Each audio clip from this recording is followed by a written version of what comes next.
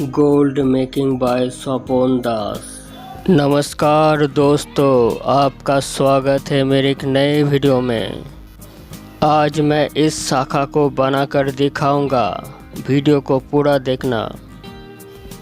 दोस्तों, ये तार 26 गेज का तार है, 26 गेज का तार है ये। फ्रेंड्स, इसी तरह के वीडियो किसी भी चैनल में नहीं है, तो फ्रेंड्स अपने फ्रेंड्स को इसको शेयर कर दीजिए ताकि और भी लोग देखें और जानें। और वीडियो को लाइक करना मत भूलिएगा, वीडियो को लाइक कर देना और नोटिफिकेशन बेल को ऑल कर देना ताकि मैं जब भी वीडियो डालूं तुरंत आपके पास पहले चला जाए।